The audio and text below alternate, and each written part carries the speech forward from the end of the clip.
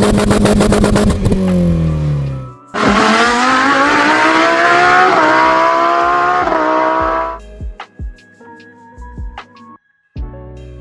ketemu lagi dengan narasumber yang paling kompeten di area Tangerang Kota dan Karawaci. Lebay.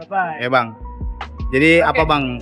Kita mau bicara apa untuk hari ini Bang? Kita mendapatkan seonggok Mitsubishi Expander Expander yang ya mungkin ini bisa jadi pelajaran buat semua owner, pemilik atau mobil apapun itu yang pakai busi, yang masih pakai busi. Nah, apa Bang kasusnya Bang? Jadi ini awalnya si customer mencoba DIY. Wah, DIY, do it yourself Ya. Itu untuk penggantian businya. Cuman disayangkan saat pembongkaran busi yang lama itu terjadi keretakan atau pecah di keramik businya. Keramik busi. Tuh. Nah, jadi mungkin ada serpihan keramik busi yang jatuh ke ruang bakar dan tidak segera tidak dikeluarkan karena memang tidak mampu untuk keluar. Terus akhirnya dipaksa hidup sama ownernya, timbullah bunyi knocking yang sangat kencang banget. Nah, akhirnya baru dibawa ke sini karena setelah suara knocking itu baru dibawa ke sini tapi dengan ditowing ya. Towing. Sahabat towing. Ke sini. Setelah kita analisa ternyata memang efek dari pecahannya si busi ini ya sangat-sangat luar biasa pecahan businya. Sebenarnya pecahan businya ketemu nggak Bang? Udah hancur. Udah nggak serbuk. Udah jadi serbuk. Nah, efek dari hancurnya si keramik itu apa tuh Bang? Itu banyak banget Bang. Jadi yang pasti bagian silinder yang pecah. Oh, di silinder nomor 2 ini. Oh, berarti busi nomor 2 yang waktu itu pecah. Nah, ini nomor 2 ini bagian dinding linernya, wah ini sangat parah sekali. Ada baret Bang? Baret banget. Kasar banget. Iya. Jadi dia efeknya kayak ngegerus Bang ya, keramiknya itu ya? Karena kan memang material keramik busi itu termasuk bahan yang cukup keras. Benar. Nah, tapi ini temuannya nih, ini kan emang baret parah. Betul. Nih. Kita anggap ini baretnya karena gesekan dengan pasir silika keramiknya. Tapi kok silinder yang lain juga baret Bang? Kan nomor 2 doang. Kemungkinan itu efek pistonnya mana Bang? Ini pistonnya. Ini piston yang nomor 2-nya. Itu jejak tumbukan dengan keramiknya. Busi. Oh, ini jadi atas ini hancur. Ini oli sampingnya jelek nih. Motor 2 atak. Biasanya oli samping jelek begini nih, sama keiritan nih oli samping. Karena si keramik businya ini jadi serpihan. Iya. Nggak menutup kemungkinan akhirnya dia ada yang masuk juga ke celah-celah bagian ke dalam yang bercampur dengan oli. Berarti debu ancuran keramiknya turun dan mengkontaminasi si olinya. Waduh, ini berarti efek berantai nih. Efeknya berantai. Akhirnya ke silinder yang lain pun sama. Jadi ada beberapa silinder yang lain pun sama ya. Ini kayak kering oli ya Bang? Ya, jadi terkesan kayak kering oli.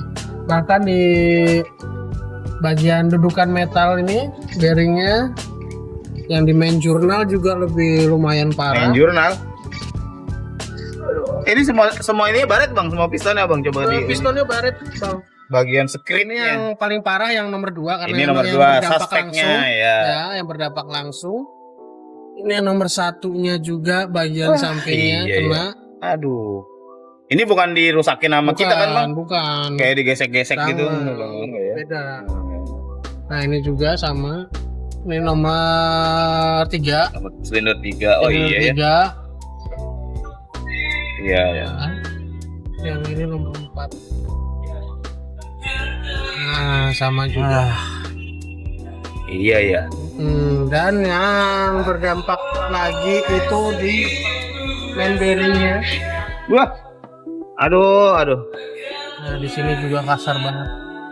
Ah iya baret. Metal duduknya guys. Iya. Jalannya Metal ada jalannya sedikit. Mana?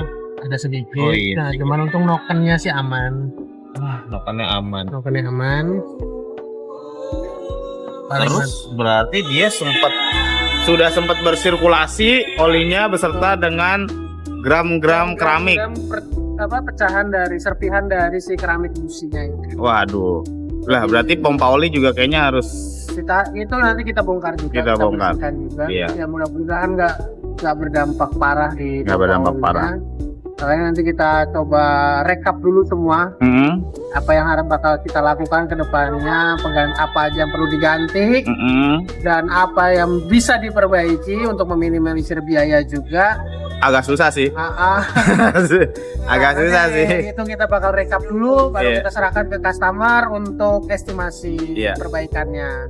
Nah, jadi untuk teman-teman semua yang mungkin pengen ngerasa pengen bisa, tapi juga harus dengan teknik atau alat-alat juga ya, teknik metode yang proper lah. Metode yang proper juga. Oke. Dikhawatirkan niatnya pengen hemat malah melarat. Oke.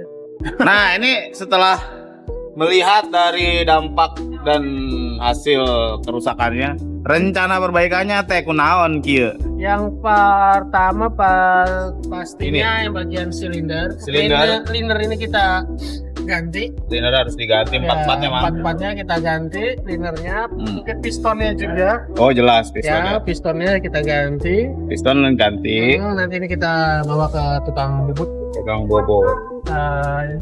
Ya itu yang gimana tuh kruk asnya tuh? Kruk asnya kemungkinan undersize ya? Undersize, mudah-mudahan sih nggak jauh ya. Iya. Ini paling undersize sekitar 025. 025 masih bisa lah. 025 masih oke lah, kayaknya masih oke, masih masuk. Sayang banget ya expander loh ini. Masih crash mobilnya pada. Iya.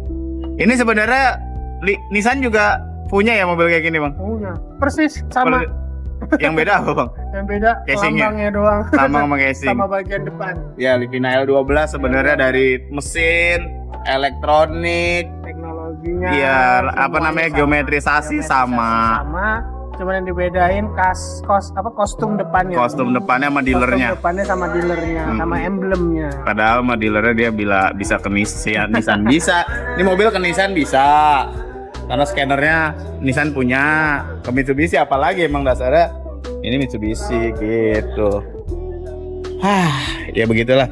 Nanti kita lihat part selanjutnya bang ya untuk nanti kita update lagi buat pengerjaan selanjutnya. Nah bang, ini kan expander yang generasi pertama bang. Kan gearboxnya IC 4AT. Sedangkan yang expander yang sekarang kan CPT. Menurut abang secara dasar ilmu dan teknis nih, sebenarnya lebih prefer yang mana bang kalau suruh milih expander lama dengan 4AT atau expander baru dengan CPT? Saya sih masih yang ini sih. Oh yang ini bang ya? Masih yang ini. Kita golongan 4AT ya. Iya, kalau orang teknik tuh mazhabnya pasti 4AT. Karena memang untuk Aisin 4 yang transmisi expander yang 4AT ini sebenarnya perpindahan giginya juga nggak terlalu berasa sih. Nggak terlalu berasa sebenarnya, nggak ada hentakan ya. Hampir sama kayak CVT. Mirip sih. Mirip CVT. Mirip. Terus kenapa harus dibikin CPT ya bang ya? Ya mungkin ngikutin tren kali ya bang. FOMO bang, masa pabrikan mobil FOMO? Enggak ada. Ya sebenarnya mencari mengejar mungkin lebih nyaman lagi. Iya benar. Karena udah dirancang, udah di riset. Kalau kagak jadi kan rugi bang ya. Iya. Udah produksi, udah kadung nih. Gitu. Baiklah. Oke. Sampai segitu dulu untuk expander ini. Nantikan update-nya lagi. Mobilnya lumayan oke nih. Secara rancang bangunnya ada center bearingnya loh. Center bearingnya. Cuman memang kalau dibandingin sama Grand Livina ya. Iya. Masih antengan Grand Livina. Oh iyalah, L10 tapi. L10 L11. Iya beda lah. Walaupun expander diganti baju dengan Nissan Livina, feel-nya ya bukan Livina tetap. Feel-nya expander. Sama layout mesinnya sama sama Libida ya bang ya? Sama L12. L12. Karena memang basicnya Iya.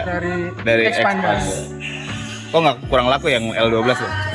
Ya munculnya belakangan sih. Iya sih, udah nggak hype ya. Ya mungkin kalau kita iniin kayak Avanza sama Xenia, kayaknya lebih rame awak Avanza bang daripada Xenia. Kalau secara desain sebenarnya lebih dewasa yang Livina sih bang. Sebenarnya. Betul. Yang L12. Itu L12 itu. Kalau ini kan, ini agak mohon maaf nih, arogan. Mohon maaf nih ya, bukan berarti yang punya arogan enggak, tapi ininya tuh angkuh. Tapi ya selera ya bang. kalau L12 mungkin lebih soft ya dia. Iya, lebih soft, lebih maskulin, lebih matur, dewasa gitu. Oke lah, Oke, segitu dulu. siap. Terima kasih Bang Rudi. Sama-sama, Bang.